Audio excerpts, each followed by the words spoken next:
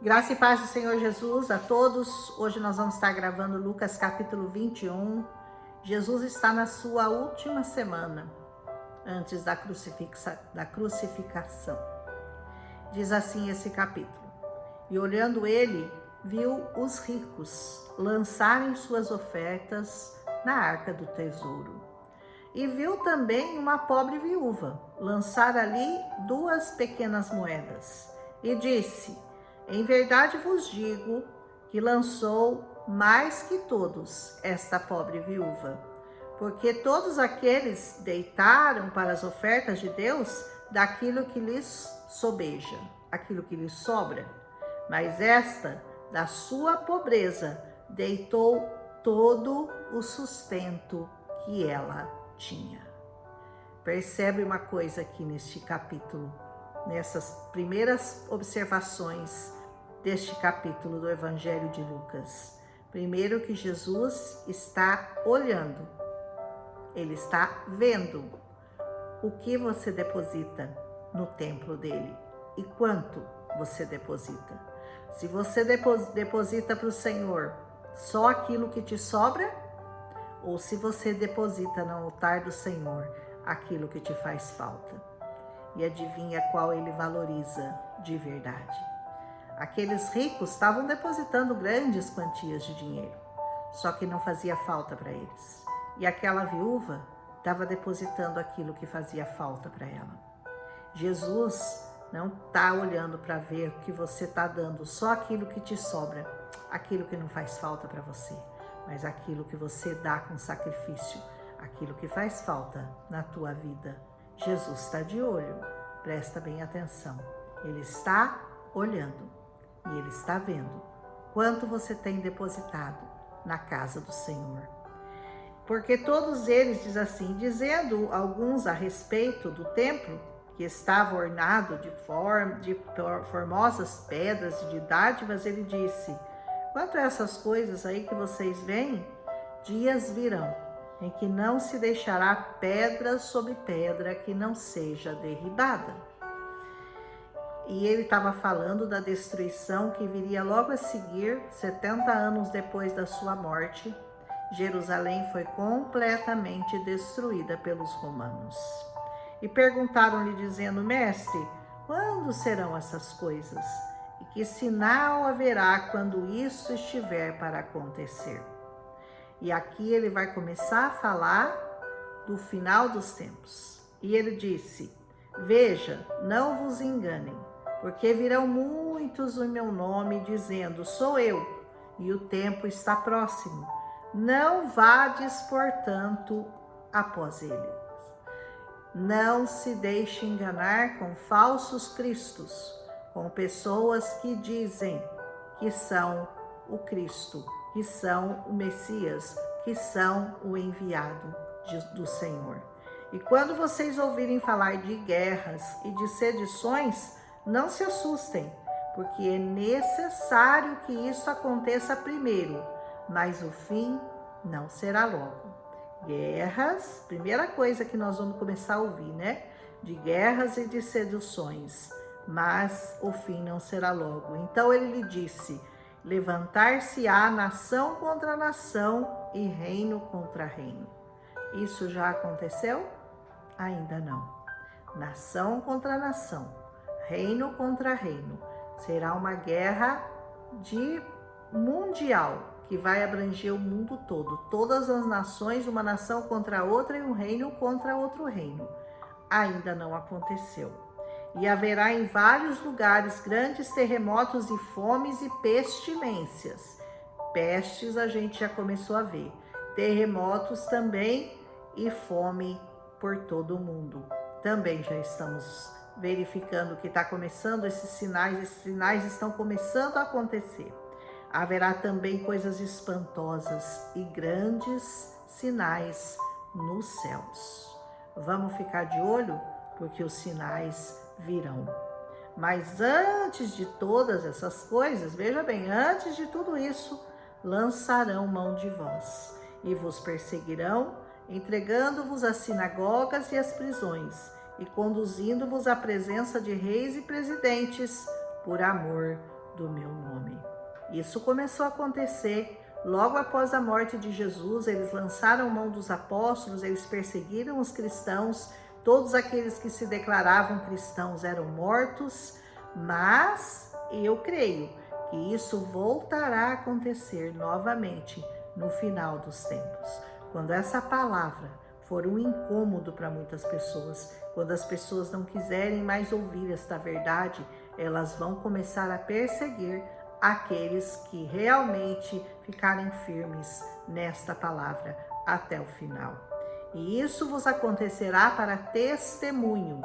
Proponde, pois, em vossos corações não premeditar como a vez de responder. Quando eu estiver na presença do rei, do sacerdote, do juiz, daqueles que vão me julgar por causa da minha fé, o que eu vou dizer? E ele diz assim: porque eu vos darei boca e sabedoria, que não poderão resistir nem contradizer todos quantos se vos opuserem. Essa palavra é poderosa. Por isso, é importante você conhecê-la. É importante você conhecer toda essa palavra, porque é com ela que você vai se defender. Ela será a única defesa. Se você não a conhece, você não tem como se defender usando essa palavra. Amém? E até pelos pais, irmãos e parentes e amigos vocês serão entregues e matarão alguns de vós. Haverá perseguição e morte, e muita traição, até por parte de pais, irmãos, amigos, parentes. Esse aí é cristão, esse daí acredita em tudo que a Bíblia fala. Podem pegá-lo, porque esse aí faz parte desses cristãos aí que insistem em nos acusar, insistem em apontar-nos o nosso pecado. E eles não vão querer mais que nós digamos que pecado é pecado. Amém? E de todos sereis odiados por causa do meu nome. Vem muito ódio por aí contra a santa igreja do Senhor Jesus, a verdadeira igreja do Senhor Jesus. Mas não perecerá um único fio da vossa cabeça, porque na vossa paciência eu possuí as vossas almas. Eu gosto muito desse versículo. Na vossa paciência possuí as vossas almas. Nós temos que ter paciência para que o Senhor possua por completo a nossa alma. Aleluia! Então, os que estiverem... mas quando virdes Jerusalém cercada de exércitos, sabei então que é chegada a sua desolação. Nós veremos Jerusalém cercada de exércitos por todos os lados, de todos os povos, de muitas nações cercarão Jerusalém. Então os que estiverem na Judéia fujam para os montes, os que estiverem no meio da cidade saiam, e os que estiverem nos campos não entrem nela, não entrem em Jerusalém, porque dias de vingança são esses. Para quê? Para que se cumpram todas as coisas que estão escritas. É necessário, é mister que tudo isso aconteça para que você entenda que o fim está próximo. Mas ai das grávidas e das que criarem naquele dia, porque haverá grande aperto na terra e ira sobre este povo. Misericórdia. E cairão ao fio da espada, para todas as nações eles serão levados cativos, e Jerusalém será pisada pelos gentios, até que o tempo dos gentios se completem.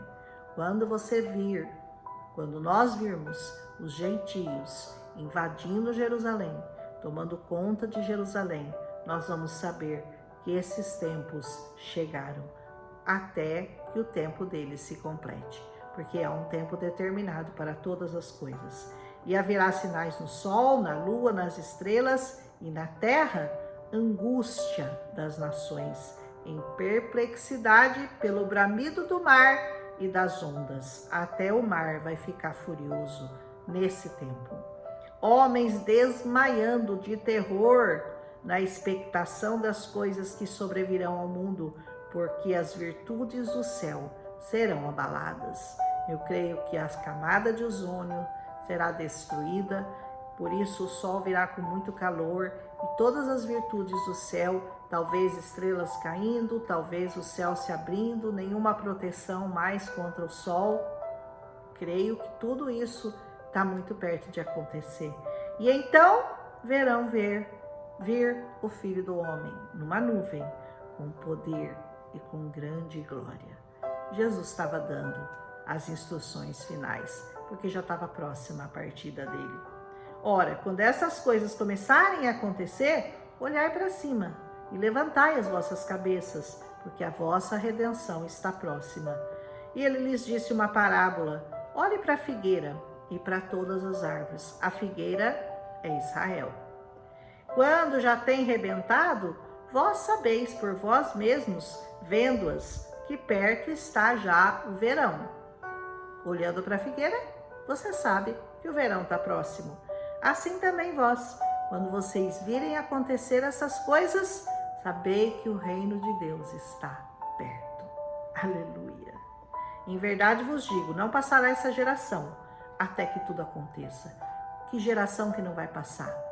Quando todos esses sinais estiverem acontecendo, aquela geração não passará. Sem que tudo isso aconteça. Passará o céu e a terra, mas as minhas palavras não hão de passar. O céu e a terra vão passar, mas essas palavras não vão.